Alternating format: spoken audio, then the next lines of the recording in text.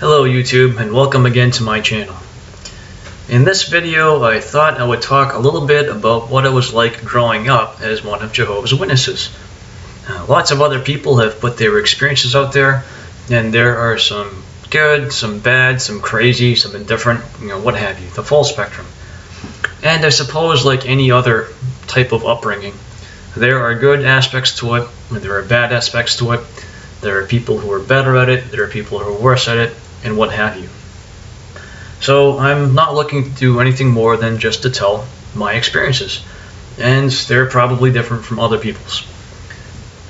Now, all things told, I'm not going to say it was horrible being raised as one of Jehovah's Witnesses. A lot of people out there complain about things such as not having done the holidays, and I can understand that. I don't begrudge them that. Myself, that never bothered me. I guess I'm just weird that way. Part of that probably has to do, though, with my strong belief at the time that Jehovah's Witnesses taught us the truth. So I did not mind forgoing some of those things, because I fully believed that later on we would have blessings that far exceeded the holidays we were giving up. And maybe part of it too was just due to my own personality. Our family was they were interesting, they were awkward, kind of antisocial at times. So I never really minded missing that aspect. And on top of that, I felt I had enough other things to make up for it where it didn't bother me. But as I said in my previous video, I was raised with a constant expectation that the world was going to end at any minute. And that vastly affected the choices that I made growing up, and it drastically affected my outlook on life. I can remember being in school hoping that the end would come before some test that I had to take. Of course, that never happened. And I even remember thinking that school wasn't that important because the world wasn't going to survive that long. But I still did well in school because, thankfully, I was gifted with some intelligence. It affected my whole outlook on life, though. A lot of people, they go through certain stages of life. You grow up, you get to know people, you have fun for a while, you find yourself, and then you go and start a family. I never was very focused on starting a family. I always figured I would do that in the new system. I'm getting up there, though. I don't know if it might be a little bit late, but I still have time to start a family. Whether I'm going to or not, who knows? We'll see what happens. But that never was a priority for me because I just figured that I was never going to die. I would live through Armageddon, and it'd be a lot easier to date someone and marry them when they were perfect and I was perfect, because I knew I had my personality quirks just like everybody else had theirs. So that was one thing that was interesting. But growing up, as I said before, I never regularly associated with worldly people. Outside of school, I never hung around with them. I never did things with them. My friends were always Jehovah's Witnesses. And within the context of that, they had to be good Jehovah's Witnesses, because we were taught that even in the organization, even people who were Jehovah's Witnesses could be bad association. Maybe, for example, they didn't have very many spiritual goals. Maybe they missed a lot of meetings. Maybe they didn't get a lot of field service time. There were always things to judge people on when you were one of Jehovah's Witnesses. And to be considered a good Jehovah's Witness, you had to really toe the line. You had to be present at most, if not all, of the meetings, and you had to go in service on the weekends. And it was expected that you would get the national average. What that was they would tally up everyone in the whole entire nation, their service time, and figure out how many hours they were getting per month on the average. So to be a good Jehovah's Witness, you really wanted to be getting at least the national average of hours or close to it. And placements helped, and return visits helped, and Bible studies helped. So the more of any of those things you did, the better Jehovah's Witness you were considered to be. In fact, people that had really productive ministries were looked up to as good examples. Myself, I usually had return visits and placements. Occasionally I would have a study, but there's nobody that I ever studied with that was not a Jehovah's Witness that became a Jehovah's Witness, or nobody that didn't have family already that was Jehovah's Witnesses that became Jehovah's Witnesses. But nonetheless, even within the context of Jehovah's Witnesses, I always restricted my association to those who were spiritually strong. And I even, to some extent, looked down on those who were not spiritually strong, because this is what I was taught to do. So one interesting thing with Jehovah's Witnesses is, in retrospect, you're being judged on everything all the time. For example, let's say that you're in the habit of showing up late to the meetings. And what does late mean? Well, late means even getting there just as the meeting is beginning, as the song is starting.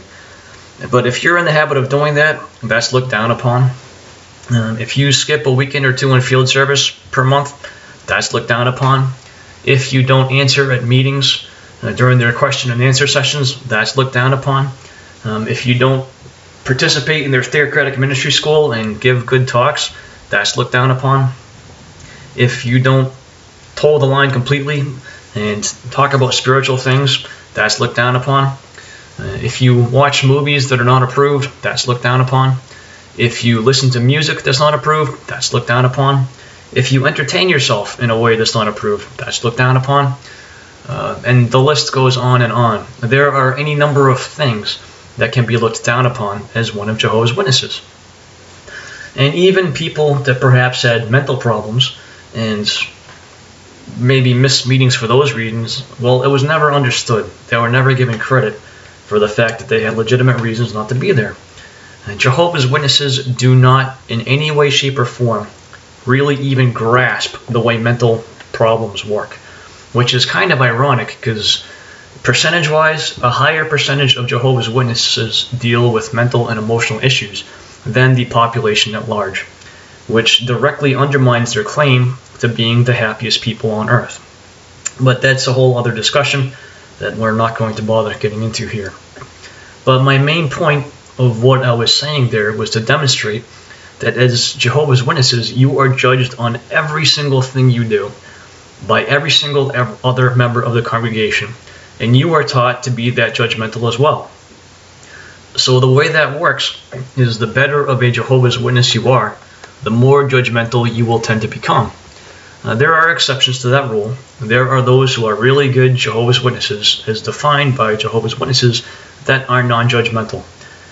They are in the minority.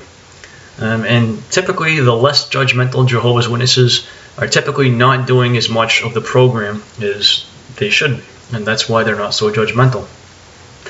But everything is basically a numbers game with Jehovah's Witnesses. The more of their service that you perform, the better person you are, the more respect you will get, the more leeway you can get. The more you are involved in their programs, literally you can get away with doing more things and people will turn a blind eye up to some extent. And that fabric is woven throughout, as near as I can tell, the entire organization. So it's very judgmental, but the higher up you get, it almost turns into a boys' club. So anyways, I grew up in that situation and I consider that to be totally normal. So that being the case, it was not unnormal or unusual in my viewpoint for me to look at worldly people as people that were going to be destroyed at Armageddon, or the people that I shouldn't hang around with because they would sway me from serving Jehovah. In fact, Jehovah's Witnesses are absolutely paranoid of associating with anybody who is not a Jehovah's Witness. They're practically taught that the only interest of those other individuals is to pull you out of Jehovah's organization.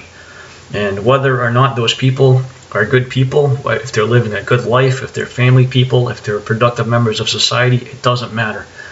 In fact, those are the people Jehovah's Witnesses fear the most, because they look good, but they don't serve Jehovah. So they might convince you not to serve Jehovah. So even people who are busy helping the poor, doing what have you, giving of their time and money, they're looked down upon if they're not servants of Jehovah. They're given the grudging respect that they're doing what they consider to be their best, but by Jehovah's Witnesses, their actions are considered to be futile, because the system is going to end at any moment. So that's kind of a nutshell of what it's like to be one of Jehovah's Witnesses. And you don't really realize that until you step away from it and look back in and say, oh my goodness, I can't believe I was that judgmental. And it takes a long time to work a lot of that out of your personality. But for myself, I earlier had said that I didn't focus on trying to get a family, but I actually did focus on trying to date and to find someone to marry for a considerable amount of time. And perhaps this is unusual in the term of being one of Jehovah's Witnesses, but I actually dated a number of different girls. And oftentimes my primary criteria was not how well we got along together, but it was always how good of a servant of Jehovah will this person make when she's my wife. Because when in Jehovah's Witnesses, first of all, you don't date someone unless you are considering marriage to them. That is the only valid grounds for dating.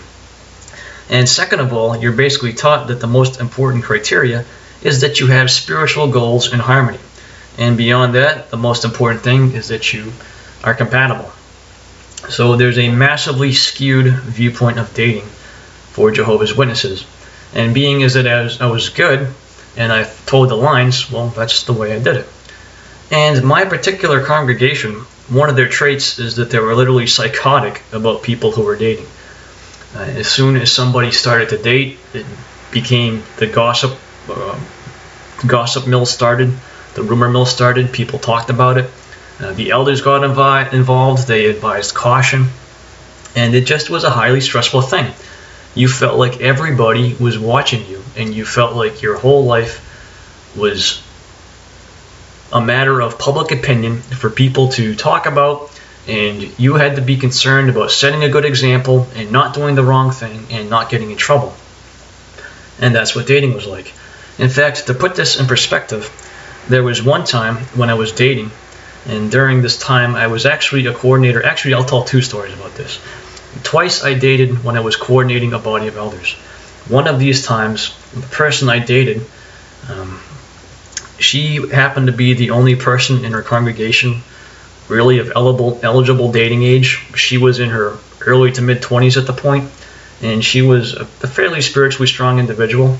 But that small little congregation, once we started dating, had a local needs talk on how to select a mate. And she was the only person in that congregation dating at the time. And she was dating somebody who was an elder that was coordinating a body of elders.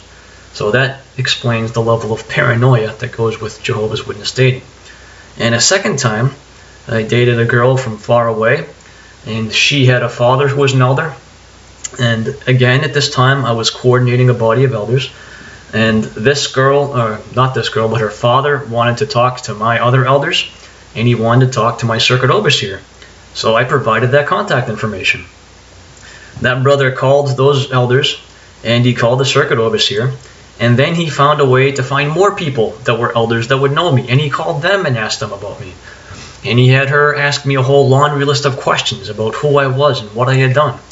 And this was while I was coordinating a body of elders as one of Jehovah's Witnesses.